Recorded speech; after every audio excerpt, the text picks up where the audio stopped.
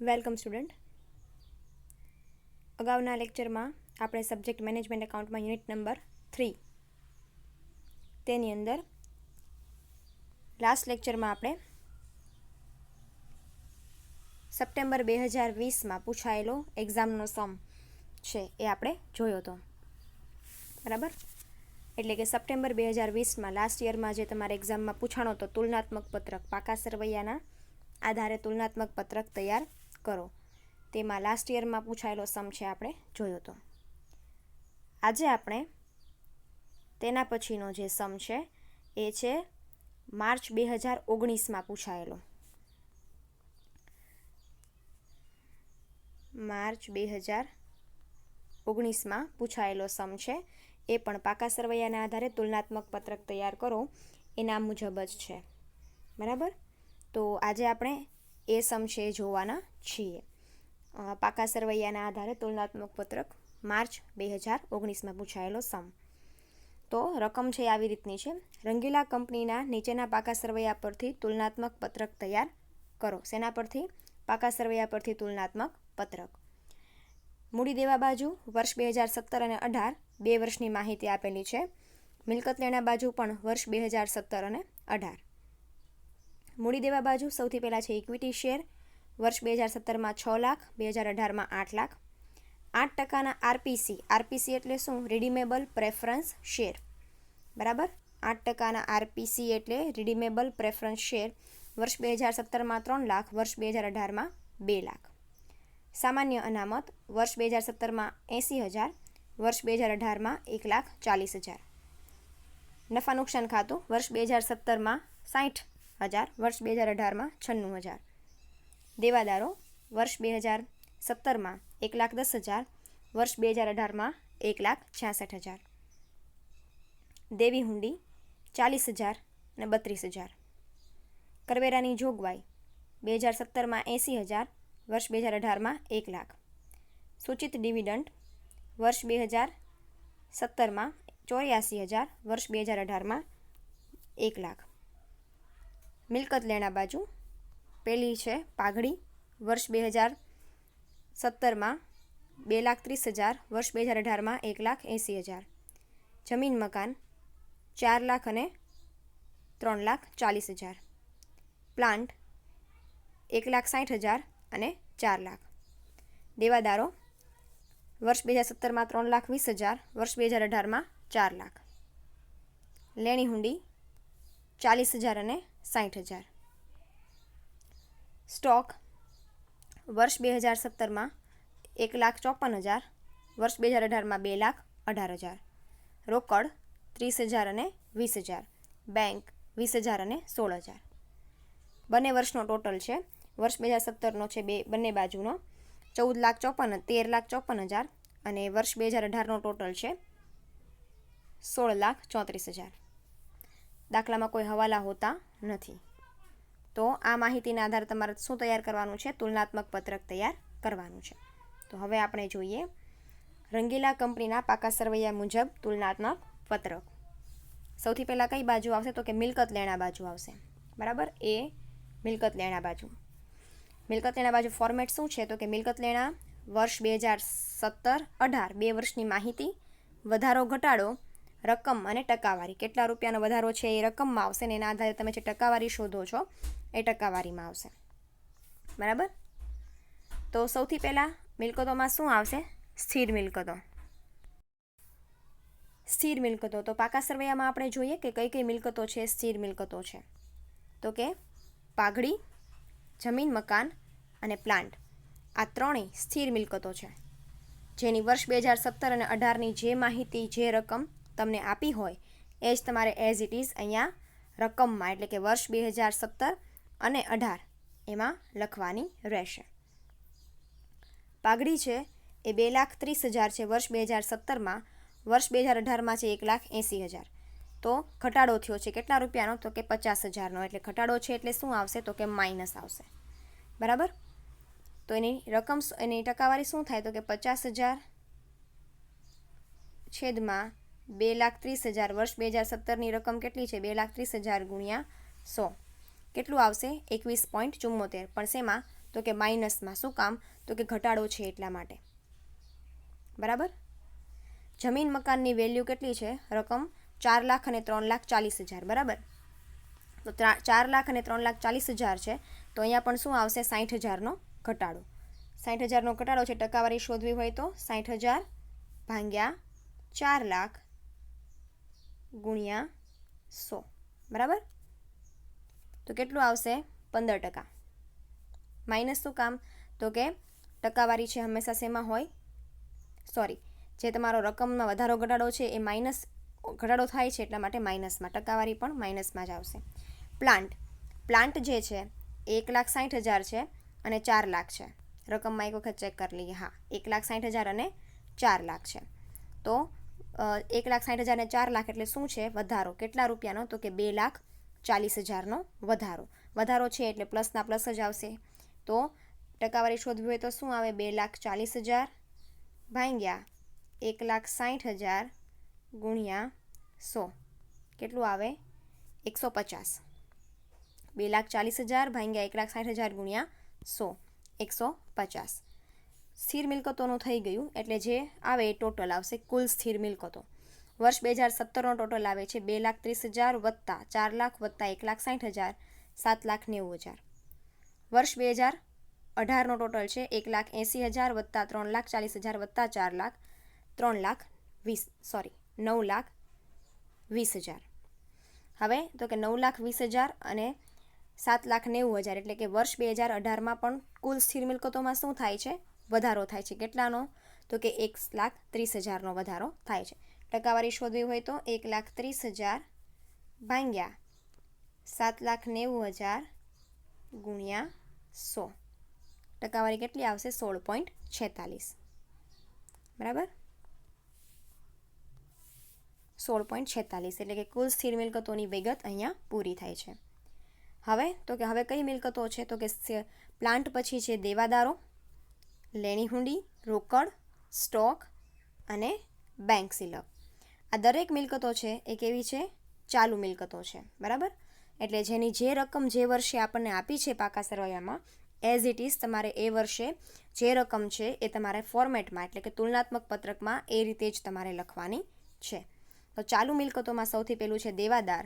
વર્ષ 2017માં છે 3,20,000 ને 18માં છે 4,00,000. એટલે કેટલો વધારો છે? 80,000નો વધારો. ટકાવારી તો કે 80,000 ભાગ્યા 3,20,000 ગુણ્યા 100.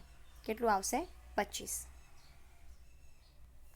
લેણી હુંડી પછીની માહિતી છે. લેણી હુંડી જે છે એ 40,000 છે અને વર્ષ 2018માં 60,000 એટલે 20,000નો વધારો.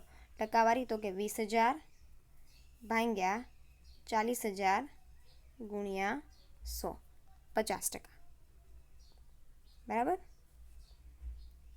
પછી છે સ્ટોક જે છે 1,54,000 છે અને 2,18,000 એટલે કેટલાનો વધારો? તો કે 64,000નો વધારો. બરાબર. 64,000નો વધારો છે. ટકાવારી શોધવી હોય તો 64,000 ભાગ્યા 1,54,000 ગુણ્યા 100. કેટલું આવશે? 41.56. બરાબર. પછી છે રોકડ જે છે એ વર્ષ 2017માં છે 30,000 ને 18માં છે 20,000 એટલે ઘટાડો થાય છે. કેટલાનો? તો કે 10,000નો. તો માઇનસ આવશે, ઘટાડો છે એટલા માટે. તો ઘટાડો છે, ટકાવારી શોધવી હોય તો 10,000 ભાગ્યા 30,000 ગુણ્યા 100. કેટલું આવશે? -33.33. પછી છે બેંક જે છે એ વર્ષ 2017માં છે 20,000 અને વર્ષ 2018માં છે 16,000. તો 20,000 ઘટાડો કેટલો આવે છે? 4,000નો. એટલે 4,000 ભાગ્યા 20,000 ગુણ્યા 100. કેટલું આવે? 20%. બરાબર. તો હવે કોઈ બાકી રહેતી નથી. મિલકતોમાં દરેક મિલકતો છે એ આવી ગઈ છે. તો હવે શું આવશે? કુલ ચાલુ મિલકતોનો વર્ષ 2017નો ટોટલ થાય છે. એટલે કે દેવાદાર વત્તા લેણી હુંડી વત્તા સ્ટોક વત્તા રોકડ વત્તા બેંકનું ટોટલ છે 5,64,000 અને વર્ષ 2018નો ટોટલ છે 7,14,000. તો 7,14,000 છે એ વર્ષ 2018માં આવે છે. એટલે કે 7,14,000 કરતાં વર્ષ 2018માં કુલ ચાલુ મિલકતો છે એ વધારે છે વર્ષ 2017 કરતાં. કેટલી? તો કે 1,50,000 જેટલી. બરાબર. તો 1,50,000 જે છે મિલકતો એનો કુલ ચાલુ મિલકતો છે. તો 1,50,000ની ટકાવારી શોધવી હોય તો કે 1,50,000 ભાગ્યા 5,64,000 ગુણ્યા 100 કેટલું આવશે? 26.60. બરાબર. ઓકે. હવે તો કે હવે છે એ તમારે કુલ મિલકતોમાં શું આવશે? તો કે A વત્તા B. વર્ષ 2017માં કુલ મિલકતમાં કુલ સ્થિર મિલકતો એ છે 7,90,000 વત્તા કુલ ચાલુ મિલકતો છે 5,64,000. એટલે ટોટલ કેટલું આવે? તો કે ટોટલ આવશે 13,54,000 કુલ ચાલુ મિલકત વર્ષ 2017ની. વર્ષ 2018નો છે કુલ સ્થિર મિલકતોનો ટોટલ 9,20,000 વત્તા કુલ ચાલુ મિલકતો છે એ 7,14,000 છે. એટલે ટોટલ કેટલું આવશે? 16,34,000. બરાબર. હવે તો કે જોવાનું, હવે તમને વર્ષ 2017 કરતાં વર્ષ 2018માં વધારો મળે છે કે ઘટાડો? તો કે વર્ષ 2017 કરતાં વર્ષ 2018ની કુલ મિલકતો છે એ વધુ છે. કેટલું? તો કે 2,80,000 જેટલી વધુ છે. 2,80,000 જેટલી વધુ છે એટલે 2,80,000 ભાગ્યા વર્ષ 2017નો ટોટલ છે 13,54,000 ગુણ્યા 100 કેટલું આવશે? 20.68. બરાબર. તો અહીંયા જે છે તમારી કુલ મિલકતો અને એનું તુલનાત્મક પત્રક છે એટલે કે અડધું છે એ પૂરું થયું છે. હવે આપણે જોઈએ જવાબદારી બાજુ, મૂડી દેવા બાજુ. મૂડી દેવા બાજુ પણ એઝ ઇટ ઇઝ તમારે એમ જ પ્રિપેર કરવાનું છે આખું. એમાં પણ ફોર્મેટ એનું એ જ આવશે. B મૂડી દેવા બાજુ. મૂડી દેવા વર્ષ 2017-18 વધારો ઘટાડો અને રકમ ને ટકાવારી. બરાબર. તો મૂડી દેવા બાજુ પણ એ જ રીતે આવે છે. સૌથી પહેલું મૂડી દેવા બાજુ આવે છે શેર મૂડી અને અનામત. તો તમને રકમમાં શેર મૂડી અને અનામતમાં કઈ કઈ વિગતો આપી છે? તો કે રકમમાં ઇક્વિટી શેર મૂડી, 8%ના RPS એટલે કે રિડીમેબલ પ્રેફરન્સ શેર, સામાન્ય અનામત અને નફા નુકસાન ખાતું. આ 4 જે છે એ તમારી શેર મૂડી અને અનામત થાય છે. જે માટે તમને જે કાંઈ પણ પાકા સરવૈયામાં રકમમાં માહિતી આપી છે વર્ષ 2017 અને 18 વિશેની, એ એઝ ઇટ ઇઝ તમારે વર્ષ વિશેની તુલનાત્મક પત્રકની વિગતમાં લખવાની થશે. બરાબર. તો મૂડી દેવા બાજુ સૌથી પહેલું છે ઇક્વિટી શેર મૂડી. વર્ષ 2017માં છે 6 લાખ, 18માં છે 8 લાખ. કેટલાનો વધારો? તો કે 2 લાખનો વધારો. 2 લાખનો વધારો છે. ટકાવારી શોધવી હોય તો 2 લાખ ભાગ્યા 6 લાખ વર્ષ 2017ની શેર મૂડી ગુણ્યા 100 કેટલું આવશે? 33.33.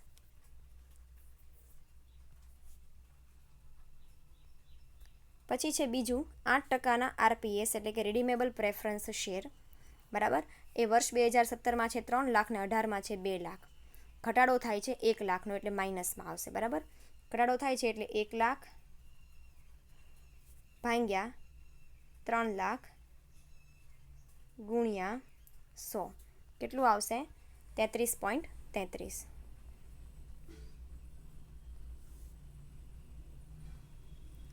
ત્રીજું છે સામાન્ય અનામત. વર્ષ 2017માં છે 80,000 અને વર્ષ 2018માં છે 1,40,000. તો 80,000 છે 1,40,000 એટલે વધારો કેટલાનો? તો કે 60,000નો. બરાબર. 60,000નો વધારો છે એટલે 60,000 ભાગ્યા 80,000 ગુણ્યા 100 કેટલું આવશે? 75. પછી છે નફા નુકસાન ખાતું. નફા નુકસાન ખાતું વર્ષ 2017માં છે 60,000 અને વર્ષ 2018માં છે 96,000 એટલે કેટલાનો વધારો? 36,000નો વધારો. 36,000નો વધારો છે. ટકાવારી શોધવા માટે 36,000 ભાગ્યા વર્ષ 2017માં છે 60,000.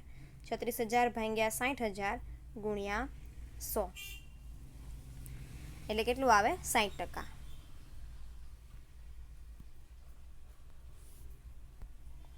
તો અહીંયા તમારી શેર મૂડી અને અનામત જે છે એની ગણતરી પૂરી થાય છે. ટોટલ કરવાનો થાય વર્ષ 2017માં ઇક્વિટી શેર મૂડી વત્તા પ્રેફરન્સ શેર મૂડી વત્તા સામાન્ય અનામત વત્તા નફા નુકસાન ખાતું ટોટલ આવશે 10,40,000. વર્ષ 2018નો ટોટલ આવશે 12,36,000. તો અહીંયા વર્ષ 2018ની શેર મૂડી છે એ વધારે છે વર્ષ 2017 કરતાં. એટલે કેટલો વધારો આવશે તો કે 1,96,000નો. 12,36,000માંથી તમે 10,40,000 બાદ કરો એટલે તમને જે મળે એ શું મળે? 1,96,000. 1,96,000ની ટકાવારી શોધવી હોય તો 1,96,000 ભાગ્યા વર્ષ 2011ની કુલ જે શેર મૂડી છે 10,40,000 ગુણ્યા 100 કેટલી આવશે? 18.85. બરાબર. તો અહીંયા શેરમૂડી અને અનામત છે એ પૂરી થાય છે. એના પછી જે છે એ છે શેરમૂડી અનામત પછી છે લેણદારો, દેવી હુંડી, કરવેરાની જોગવાઈ અને સૂચિત ડિવિડન્ડ. આટલી માહિતી જે છે એ તમારી ચાલુ જવાબદારીઓમાં આવશે. લેણદારો, દેવી હુંડી, કરવેરાની જોગવાઈ અને સૂચિત ડિવિડન્ડ જે છે એ તમારી ચાલુ જવાબદારીઓમાં આવશે. તો જેની જે રકમ જે વર્ષે આપી છે એ વર્ષે એઝ ઇટ ઇઝ તમારે લખવાની થાય. બરાબર. સૌથી પહેલું જે છે ચાલુ જવાબદારીઓમાં લેણદારો 1,10,000 અને 1,66,000 એટલે કેટલાનો વધારો? તો કે 56,000નો વધારો. 56,000 ભાગ્યા 1,10,000 ગુણ્યા 100 કેટલું આવશે? 50.91. પછી છે દેવી હુંડી. દેવી હુંડી જે છે 40,000 છે અને 32,000 છે એટલે શું થાય છે? ઘટાડો. કેટલાનો? તો કે 8,000નો. તો 8,000 ભાગ્યા 40,000 ગુણ્યા 100 માઇનસ 20%. માઇનસ એટલા માટે કારણ કે એ વર્ષે લેણી હુંડીમાં ઘટાડો થાય છે એટલા માટે. કરવેરાની જોગવાઈ 80,000 અને 1,00,000 વધારો છે કેટલાનો? 20,000નો. તો 20,000 ભાગ્યા 80,000 ગુણ્યા 100 25%. બરાબર. અને વર્ષ સૂચિત ડિવિડન્ડ વર્ષ 2017માં છે 84,000 અને 1,00,000 વધારો કેટલાનો? 16,000નો. તો 16,000 ભાગ્યા 84,000 ગુણ્યા 100 19.04. બરાબર. તો અહીંયા છે ચાલુ જવાબદારીઓ પણ પૂરી. કુલ ચાલુ જવાબદારીઓ છે વર્ષ 2017ની 3,40,000 અને વર્ષ 2018ની છે 3,98,000. તફાવત તો કે ભાઈ 2018માં વર્ષ 2017 કરતાં ચાલુ જવાબદારીઓ વધુ છે. કેટલી? તો કે 84,000. તો 84,000 ભાગ્યા 3,14,000 ગુણ્યા 100 કેટલું આવશે? 26.75. અહીંયા હવે કુલ મૂડી દેવા, કારણ કે આપણી જેટલી મૂડી દેવા બાજુ અને મિલકત લેણા બાજુની માહિતી હતી એ બધા માટે આપણે સામાન્ય માપપત્રક તુલનાત્મક પત્રક તૈયાર કરી નાખ્યું છે. હવે શું કરવાનું છે તો કે હવે કુલ શેર મૂડી અનામત એ વર્ષ 2017નો ટોટલ છે 10,40,000 વત્તા બી ચાલુ જવાબદારીઓ, કુલ ચાલુ જવાબદારીનો ટોટલ છે 3,14,000. ટોટલ છે એ કેટલો થશે? એ વત્તા બી 13,54,000 વર્ષ 2017 માટે. વર્ષ 2018ની વાત કરીએ તો શેરમૂડી અનામત એ નો ટોટલ છે 12,36,000 વત્તા બી ચાલુ જવાબદારીઓ છે 3,98,000. ટોટલ કેટલું થાય? 16,34,000. બરાબર. 16,34,000 થાય એટલે કે વર્ષ 2018નું જે ટોટલ છે એ વર્ષ 2017ના ટોટલ કરતાં વધુ છે. એટલે કે તમારી કુલ મૂડી દેવા છે એમાં વધારો આવે છે કેટલાનો? 2,80,000નો. આ 2,80,000નો જે વધારો છે બરાબર એને તમે ટકાવારીમાં ફેરવો તો 2,80,000 ભાગ્યા 3,54,000 ગુણ્યા 100 કેટલું આવશે? 20.68. બરાબર. એટલે કે 20.68 આ અને મિલકત લેણાના જે ટકાવારી છે વધારો, મિલકત લેણા બાજુનો વધારો અને ટકાવારી એ બંને મૂડી દેવા બાજુના વધારો અને ટકાવારી સાથે મેચ થવા જોઈએ, બે સરખાવવા જોઈએ તો તમારો સમ છે સાચો થાય. તો નોર્મલી આપણે તુલનાત્મક પત્રકના 3 સમ છે એ જોયા છે. 3 સમ છે એ જોયા છે. બધા એક્ઝામમાં પૂછાયેલા જ સમ છે. તો તુલનાત્મક પત્રકના આધારે જ પાકા સરવૈયાના આધારે જ તુલનાત્મક પત્રક છે તમારા એક્ઝામમાં વારંવાર રિપીટ થાય છે. બરાબર. એટલે જો આમ જોવા જઈએ તો અહીંયા તમારું યુનિટ છે પૂરું થાય છે. નફા નુકસાન ખાતાના આધારે તુલનાત્મક પત્રક છે એ તમારે એક્ઝામમાં પૂછાતું નથી. અત્યાર સુધી એકેય વખત એક્ઝામમાં એ પૂછાયું નથી. તો આમ આજે આપણે અહીંયા આ યુનિટ છે એ પૂરું કરીએ છીએ. પાકા સરવૈયાના આધારે તુલનાત્મક પત્રકનો આ છેલ્લો સમ છે આપણે જોયો છે. નેક્સ્ટ લેક્ચરમાં આપણે મેક્સિમમ યુનિટ નંબર 4માં જે થિયરી છે થોડી ઘણી તમારે એ થિયરી ઉપર આપણે જોઈશું. Thank you.